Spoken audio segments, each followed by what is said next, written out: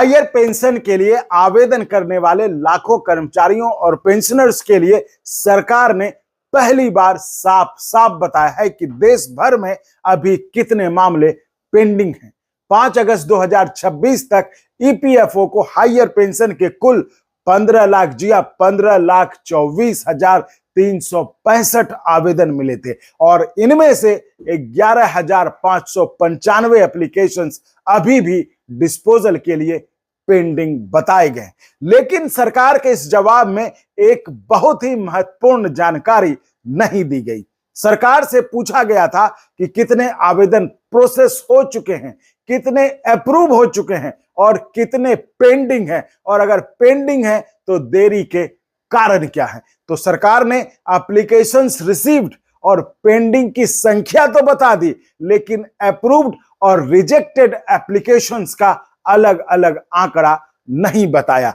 यानी आपके लिए असली सवाल अभी भी बाकी है। आपका हायर पेंशन क्लेम पेंडिंग है, अप्रूव हुआ है या फिर रिजेक्ट कर दिया गया है, और यदि पेंशन मंजूर हो चुकी है तो एरियर्स कब मिलेंगे। इन सब सवालों पर, इन सब मुद्दों पर आज के वीडियो में हम बात करेंगे, आपको तमाम जानकारी देने की कोशिश करेंगे। तो आपने अगर अभी तक चैनल को सब्सक्राइब नहीं किया है तो चैनल को सब्सक्राइब कर लें, ताकि आपसे जुड़ी हुई कोई भी जानकारी, कोई भी वीडियो आपसे मिस ना हो। सब्सक्राइब करना बिल्कुल फ्री है, इसलिए सब्सक्राइब कर लीजिए और करवाइए भी।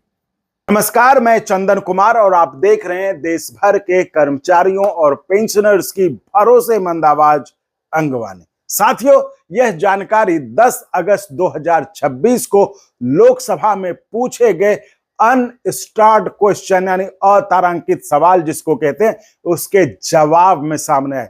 सांसद एम.के. राघवन ने लेबर एंड एम्प्लॉयमेंट मिनिस्ट्री से हायर पेंशन एप्लीकेशन की पूरी स्थिति पूछी थी। सरकार के जवाब के मुताबिक कुल एप्लीकेशन में से करीब 99.24% मामलों का डिस्पोजल हो चुका है और लगभग 0.76% एप्लीकेशंस अभी पेंडिंग में है। पहले तो यह संख्या नजर में छोटी लग सकती है, लेकिन 11,595 कोई मामूली आंकड़ा नहीं है। इसके पीछे 11,595 कर्मचारी या पेंशनर्स हैं, जिनमें से कई अपनी इनहेंस्ड पेंशन और एरियर्स का इंतजार कर रहे होंगे। तो अगर आप भी higher pension, EPS 95, pension arrears और ईपीएफओ के फैसलों से सीधे प्रभावित हैं तो अंगवानी को अभी सब्सक्राइब कर लीजिए। यहां केवल हेडलाइन नहीं बल्कि सरकारी जवाब और दस्तावेज का वह हिस्सा भी बताया जाता है जिसका सीधा असर आपकी पेंशन और रिटायरमेंट की सिक्योरिटी पर पड़ता है। अब समझिए कि सबसे अधिक पेंडेंसी कहां है। पंजाब और हिमाचल प्रदेश जोन में, जी हां, पंजाब और हिमाचल प्रदेश जोन में कुल 44,946 एप्लीकेशंस आई, जिनमें 3,004 एप्लीकेशंस पेंडिंग है और यह देश में सबसे अधिक पेंडेंसी है। इसके बाद दिल्ली, उत्तराखंड और जम्मू जोन में 1,389 मामले पेंडिंग हैं। महाराष्ट्र, मुंबई को छोड़कर पुणे जोन में 1,380 एप्लीकेशंस पेंडिंग है। वहीं उड़ीसा के भुवनेश्वर जोन में 1,341, जबकि केरला और लक्षद्वीप में 1,251 मामले पेंडिंग है। इन 5 जोन्स को जोड़ें तो देश की कुल पेंडेंसी का बड़ा हिस्सा यहीं केंद्रित दिखाई देता है। इसके मुकाबले बेंगलुरु जोन में केवल 9, हरियाणा में 4 और तमिलनाडु, जहां की चेन्नई को छोड़कर सिर्फ 4 एप्लीकेशंस पेंडिंग बताई गई है। अब सवाल उठता है कि एक जोन में हजारों मामले पेंडिंग है तो दूसरे जोन में केवल 4 या 9, तो यह अंतर किस कारण से है? क्या एम्प्लॉयर वेरिफिकेशन में देरी है? क्या पुराने वेज रिकॉर्ड्स नहीं मिल रहे हैं? या फिर क्या एग्जेम्प्टेड एस्टेब्लिशमेंट से जो जुड़े दस्तावेज हैं उसके कारण अटके पड़े हैं? क्या डिमांड लेटर या डिफरेंशियल कंट्रीब्यूशन का मामला है? तो क्या इन सब के कारण पेंडेंसी है? कहीं हजारों में है, जो मामले वहां, तो लोकसभा में देरी के कारण भी पूछे गए थे, जैसा कि मैंने आपको बताया। लेकिन उपलब्ध लिखित जवाब में इन कारणों का जोन वाइज या कैटेगरी वाइज विवरण नहीं दिया गया। सरकार ने इतना जरूर कहा कि सुप्रीम कोर्ट के 4 नवंबर 2022 के जजमेंट को लागू करने के लिए ऑनलाइन फैसिलिटी दी गई और ज्वाइंट ऑप्शंस का प्रोसेसिंग एप्लीकेबल प्रोविजंस के अनुसार किया गया। रीजनल ईपीएफओ ऑफिसेस को समय समय पर जल्दी डिस्पोजल के निर्देश दिए गए। सभी जोनल और रीजनल ऑफिसेस के साथ नियमित वीडियो कॉन्फ्रेंसेस भी की गई। लेकिन यहां पेंशनर्स का प्रश्न बिल्कुल जायज है। सिर्फ यह कहना कि इंस्ट्रक्शंस दिए गए और मीटिंग्स हुई पर्याप्त है, या हर पेंडिंग एप्लीकेशन के लिए एक निश्चित डेडलाइन भी होनी चाहिए, यह पेंशनर्स का सवाल है। तो साथियों, ऐसे दस्तावेजों को ढूंढना, उनकी भाषा में आसान बनाना और बिना झूठी उम्मीद के कर्मचारी के सामने वास्तविक स्थिति रखना स्वतंत्र पत्रकारिता का हिस्सा है। तो अंगवानी को मजबूत करने के लिए आप 500 रुपए की एनुअल मेंबरशिप ले सकते हैं, जो कि दिन के 1.5 रुपए से भी कम पड़ता है।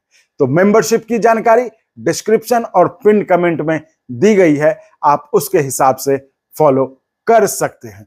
अब उस सवाल पर आते हैं जो सबसे अधिक महत्वपूर्ण था। क्या सरकार पेंडिंग केसेस और पेंडिंग एरियर्स के लिए कोई टाइम बाउंड मैकेनिज्म लाने वाली है?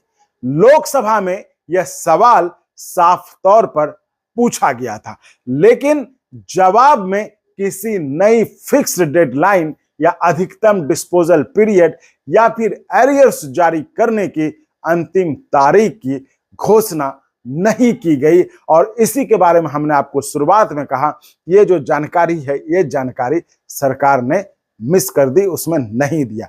इसलिए यह कहना गलत होगा कि सरकार ने सभी पेंडिंग केसेस निपटाने की कोई नई डेडलाइन घोषित कर दी। सरकार ने टाइम बाउंड इंप्लीमेंटेशन और नियमित मॉनिटरिंग की बात तो कही है, लेकिन पेंशनर्स के हाथ में अभी कोई निश्चित तारीख नहीं आई है। दूसरी महत्वपूर्ण बात, एप्लीकेशन डिस्पोज्ड, इसका अर्थ हमेशा हायर पेंशन अप्रूव्ड नहीं होता है। किसी क्लेम का अप्रूवल हो सकता है, डिमांड लेटर जारी हो सकता है, अतिरिक्त कंट्रीब्यूशन जो आप एडिशनल कंट्रीब्यूशन डालते हैं वो जमा करने की प्रक्रिया हो सकती है, पीपीओ जारी होने की प्रतीक्षा हो सकती है और कुछ एप्लीकेशंस रिजेक्ट भी हुई हो सकती हैं। इसलिए 15 लाख से ज्यादा मामलों का डिस्पोजल होना बड़ी एडमिनिस्ट्रेटिव प्रोग्रेस देखने में जरूर लगता है, लेकिन इससे यह निष्कर्ष नहीं निकाला जा सकता कि सभी एप्लीकेंट्स को हायर पेंशन मिल गई है। अगर आपका एप्लीकेशन अभी भी पेंडिंग है तो सबसे पहले अपने हायर पेंशन एप्लीकेशन का एक्नॉलेजमेंट, जो आप आवेदन डालते हैं उसका जो पावती मिलता है, एक्नॉलेजमेंट मिलता है, तो एक्नॉलेजमेंट नंबर, यूएएन या फिर पीपीओ नंबर सुरक्षित रखिए और ईपीएफओ पोर्टल पर स्टेटस अपना चेक करिए। यदि एम्प्लॉयर वेरिफिकेशन का डॉक्यूमेंट्स के कारण मामला अटका है तो एम्प्लॉयर और संबंधित रीजनल ईपीएफओ ऑफिस से लिखित स्थिति मांगिए। जरूरत पड़ने पर ईपीएफआई जीएमएस पर ग्रीवांस दर्ज कर सकते हैं आप। केवल किसी व्हाट्सएप मैसेज या अनऑफिशियल एजेंट के भरोसे अपने पेंशन मामले को नहीं छोड़ें। जी हां, ये आपका मामला है तो आप इसे किसी व्हाट्सएप मैसेज या अनऑफिशियल एजेंट के भरोसे इसको ना छोड़ दें। और यदि आपका क्लेम रिजेक्ट हुआ है तो रिजेक्शन का लिखित कारण देखना भी जरूरी है कि आखिर क्या बताया गया है, क्यों रिजेक्ट हुआ। हर रिजेक्शन एक जैसा नहीं होता है। Eligibility, contribution history, employer records और एप्लीकेबल लीगल पोजीशन अलग अलग हो सकती हैं। इस पूरे सरकारी जवाब का निष्कर्ष बिल्कुल साफ है। पहला, देश भर में 11,595 हायर पेंशन एप्लीकेशंस अभी भी पेंडिंग हैं। दूसरा, पंजाब, हिमाचल प्रदेश, दिल्ली, उत्तराखंड, जम्मू, महाराष्ट्र, पुणे, उड़ीसा और केरला लक्षद्वीप में पेंडेंसी कंपैरेटिवली अधिक है। और अगर हम बात करें तीसरे की, तो सरकार ने रीजनल ऑफिसेज को निर्देश और मॉनिटरिंग की बात कही है। लेकिन चौथा और सबसे महत्वपूर्ण है कि अप्रूव्ड और रिजेक्टेड, जी हां, यहां ध्यान दीजिए, अप्रूव्ड और रिजेक्टेड मामलों का पूरा अलग अलग हिसाब, देरी के कैटेगरी वाइज कारण और एरियर्स की निश्चित डेडलाइन इस जवाब में नहीं दी गई। इसलिए कहानी अभी खत्म नहीं हुई है। अंगवानी की अगली संबंधित रिपोर्ट में हम बताएंगे कि higher pension application pending, approved, demand letter issued या रिजेक्टेड दिखने का वास्तविक अर्थ क्या है और पेंशनर को प्रत्येक स्थिति में अगला कदम क्या उठाना चाहिए। ऐसी स्थिति में आपका अगला कदम क्या होना चाहिए। तो साथियों, आपका हायर पेंशन एप्लीकेशन अभी किस स्टेटस पर है?